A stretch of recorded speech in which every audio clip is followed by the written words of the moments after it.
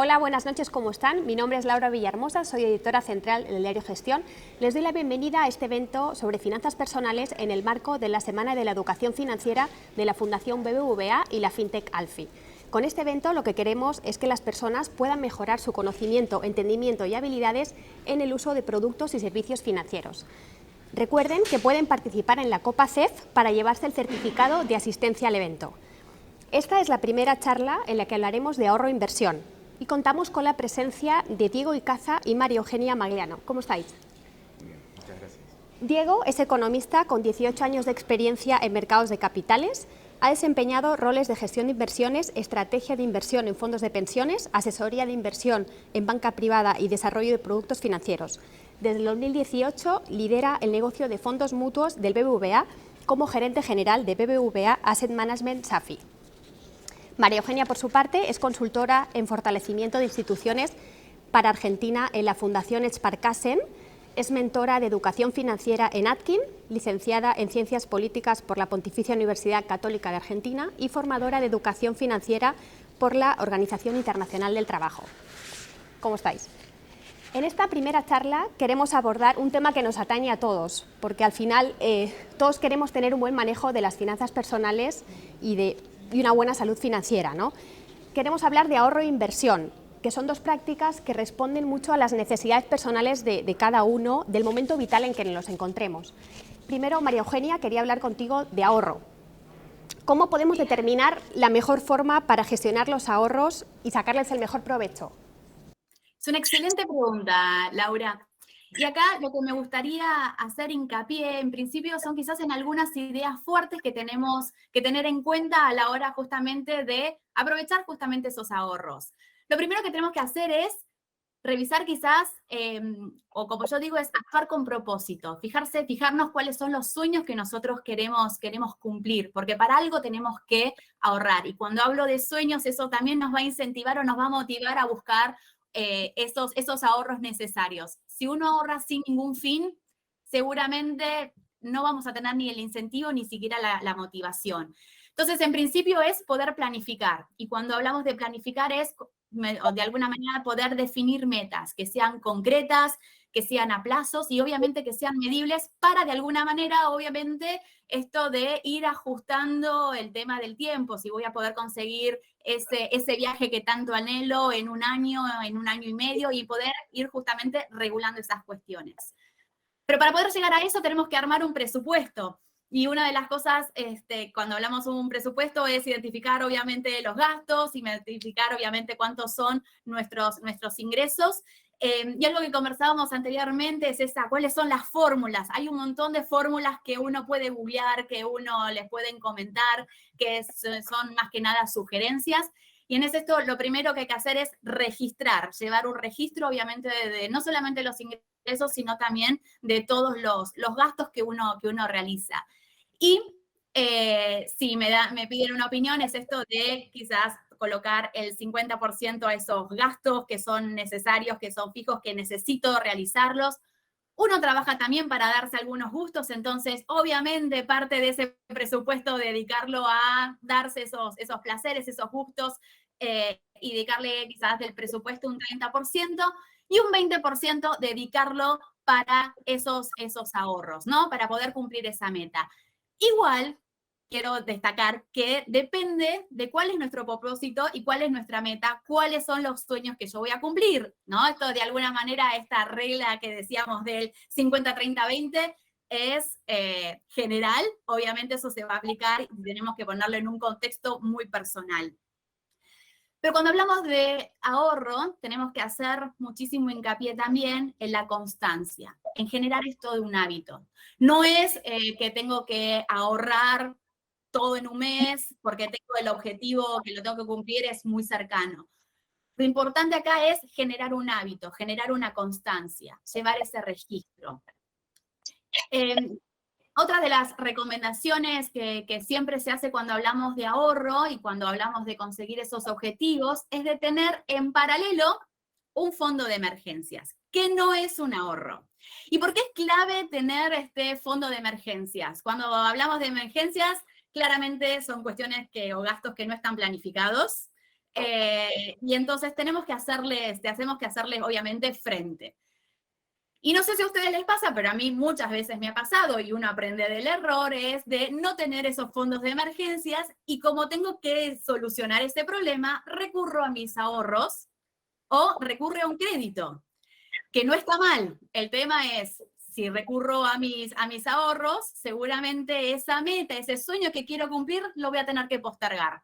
Si recorro un crédito sin haber hecho un presupuesto, sin haber tomado una decisión, consciente de cuánto es lo que necesito, de cuáles son los plazos, si yo lo puedo pagar, seguramente más adelante o en el futuro puedo llegar a tener un problema, porque eso, obviamente, si uno toma un crédito, debe obviamente pagarlo, debe obviamente dar la palabra de ese compromiso que uno toma. Entonces, una recomendación es, cuando hablamos de ahorro, en paralelo, generar un fondo de emergencias. Simplemente esto, tenerlos separados de los ahorros y ante cualquier imprevisto, utilizarlos.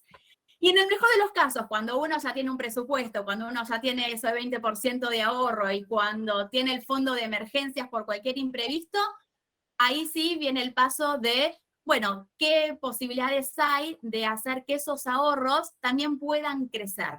Y ahí sí es importante asesorarse, investigar, conocer cuáles son las instituciones financieras que más se adecúan a mí para hacer inversiones, y que esas inversiones, obviamente, a mí me generen más dinero, obviamente, para conseguir ese propósito, para conseguir ese sueño y hacerlo meta. Claro, justo contigo queríamos ver el punto de la inversión, ¿no? Cómo determinar la mejor herramienta de inversión para cada persona, o sea, para mí, por ejemplo.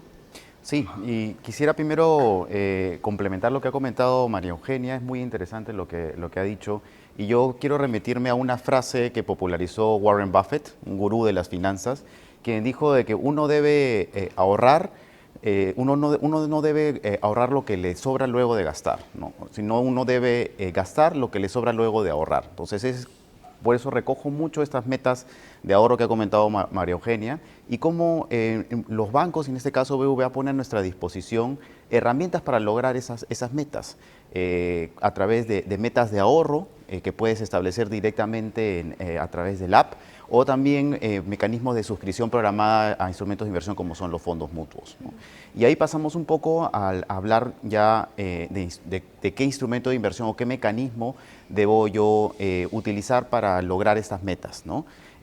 Para ello es muy importante establecernos horizontes de inversión, para alcanzar esa meta, ¿no?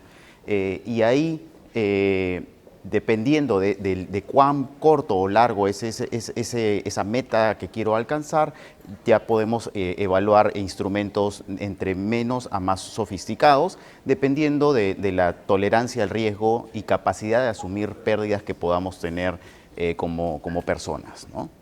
Y ahí hay una variedad de alternativas que se pueden considerar.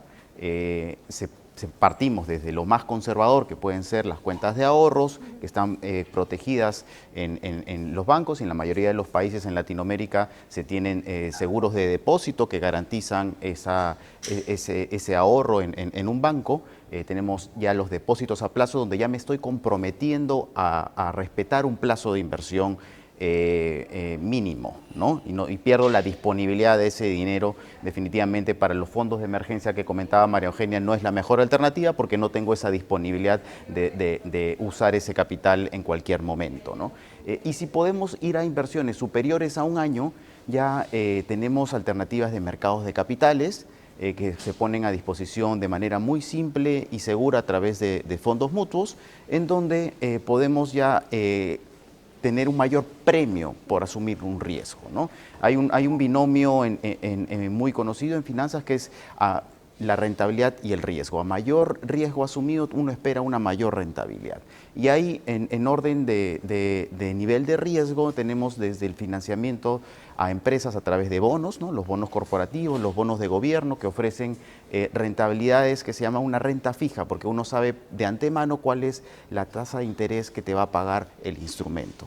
Y luego tenemos ya el mercado de acciones, que es la renta variable, que en el largo plazo son quienes ofrecen mejores rentabilidades, pero que sufren vaivenes de acuerdo a los ciclos económicos y puedes enfrentar episodios de retroceso o de pérdidas como lo que está pasando justamente este año ante toda la incertidumbre económica internacional, ¿no? Pero si lo vemos en horizontes de largo plazo, los mercados accionarios suelen batir cualquier otra alternativa de inversión. Estamos hablando de rentabilidades promedio históricas por encima del 10% en el mercado accionario de Estados Unidos, cosa que más que duplica la rentabilidad esperada que podrías tener en otros instrumentos más conservadores, ¿no?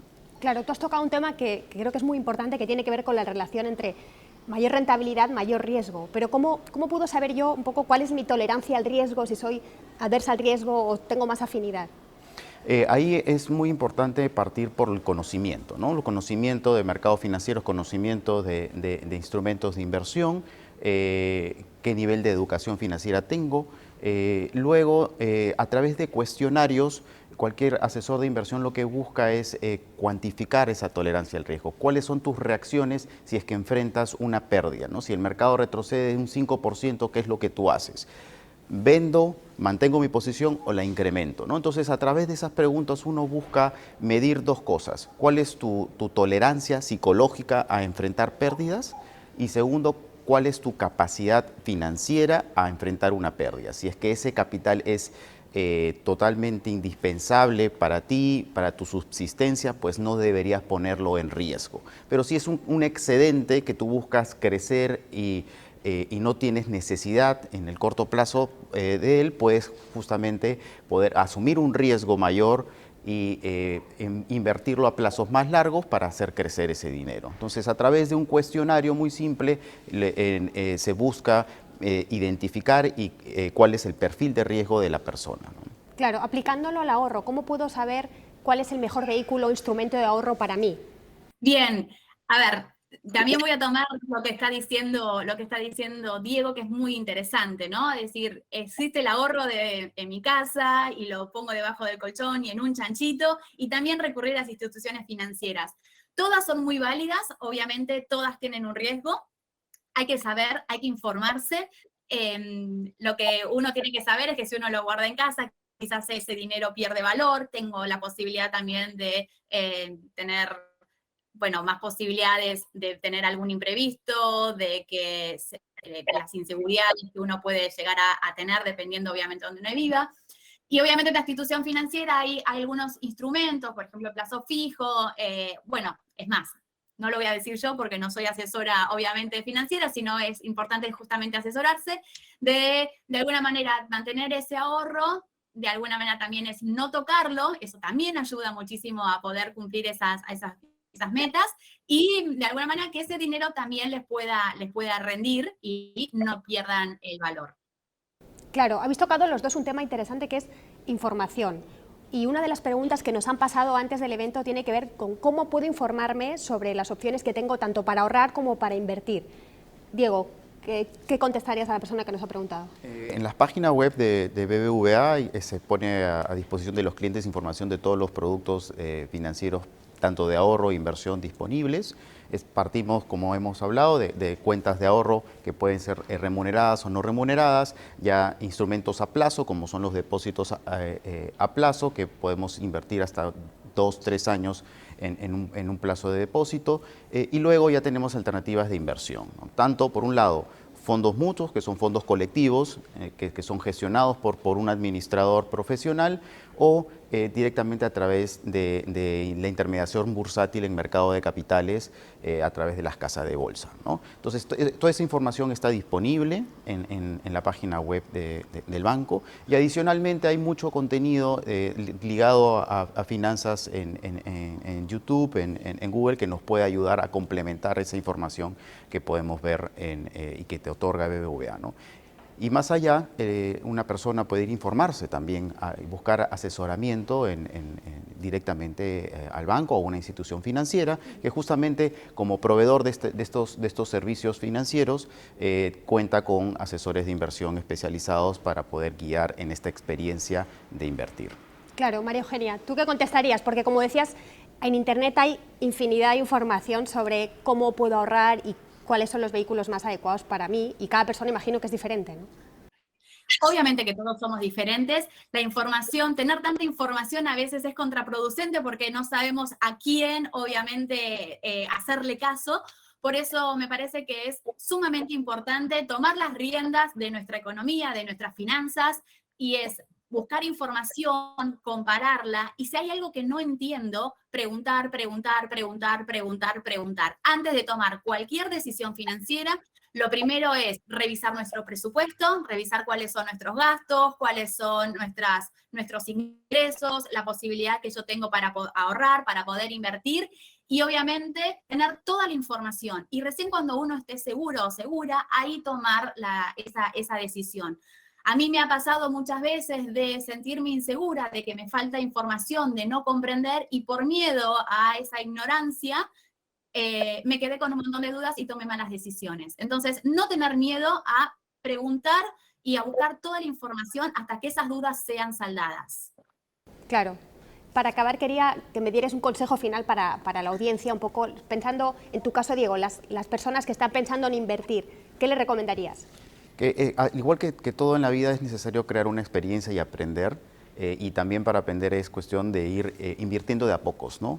Hay un concepto básico también en finanzas que es la diversificación, no poner todos los huevos en una sola canasta, y eso aplica tanto en el tiempo como en el tipo de instrumentos en los que queremos invertir, ¿no? Entonces, podemos ir creando experiencia, primero partiendo por los instrumentos más seguros, que son las cuentas de ahorros, ir empezando a constituir depósitos a plazos paulatinamente, y luego ir probando con otros instrumentos de inversión de acuerdo a mi tolerancia al riesgo, de tal forma de que vamos generando una experiencia en torno a ahorro e inversión. También vamos construyendo cartera, ¿no? Es importante no invertir en una sola vez, porque si no podemos vernos sujetos a los vaivenes que tienen normalmente los mercados y los ciclos económicos, y por eso es importante, pues, programar las inversiones, ¿no? Y ahí ser disciplinados, ¿no? Guardar una disciplina, como ha comentado María Eugenia, reservar un porcentaje de nuestros ingresos mensualmente, irlos destinando a distintos instrumentos de ahorro e inversión, de tal forma de que vamos armando una cartera, un portafolio de instrumentos que nos va a permitir principalmente cubrirnos contra la incidencia de la inflación, ¿no? Que es algo que al día de hoy ha regresado, ¿no? Estamos con niveles de inflación más altos en los últimos 40 años, tanto en mercados emergentes como en desarrollados, y eso nos obliga a buscar rentabilizar nuestro dinero, porque si lo dejamos guardado bajo el colchón, pues la inflación va a impactar negativamente en el poder de compra. ¿Cuántos productos puedo comprar con el dinero? Va cayendo en el tiempo debido a la incidencia de la inflación, ¿no? Entonces, eso nos obliga a nosotros como personas a ser disciplinados y a buscar esa rentabilidad, lo cual conlleva asumir riesgos. Claro, María Eugenia, ¿qué consejo final le darías a los futuros ahorristas o a las personas que están pensando en empezar a ahorrar? Que sueñen en grande, que los sueños se pueden cumplir. Cuando digo los sueños es, me quiero comprar una casa, me quiero comprar un auto, quiero viajar. La clave está ahí en planificar. Y cuando hablamos en planificar es, de vuelta, que nuestra meta, que ese sueño se vuelva meta, que sea concreta, que sea a plazo, que sea medible, y que para poder conseguirlo tener toda la información necesaria, y que pregunten si hay algo que no entienden a la hora de tomar una decisión financiera. Genial. Muchas gracias. Me quedo con las ideas de que lo que necesitamos es primero ordenarnos, analizar bien los ingresos y los gastos que tenemos, fijarnos una meta, un objetivo, tanto para ahorrar como para invertir, y luego ser disciplinados, ¿no? Muchísimas gracias a ambos y gracias a la audiencia por conectarse. Les esperamos en nuestra siguiente charla sobre créditos e historial crediticio para personas. Muchas gracias.